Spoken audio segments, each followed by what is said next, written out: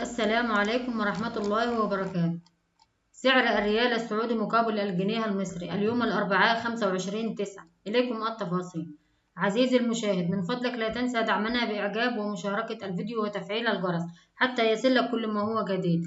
ننشر سعر الريال السعودي مقابل الجنيه المصري اليوم الأربعاء 25/9، حيث سجل متوسط سعره في البنك المركزي المصري 12 جنيه فاصل 95 للشراء و12 جنيه فاصل 98 للبيع.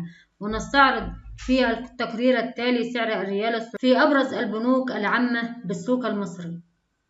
سجل سعر الريال السعودي في البنك الأهلي المصري 12 جنيه فاصل 92 للشراء و12 جنيه فاصل 98 للبيع. وفي بنك مصر 12 جنيه فاصل 92 للشراء و12 جنيه فاصل 98 للبيع. وفي بنك القاهرة 12 جنيه فاصل 92 للشراء و12 جنيه فاصل 98 للبيع. وفي البنك التجاري الدولي CIB 12 جنيه فاصل 89 للشراء و12 جنيه فاصل 98 للبيع.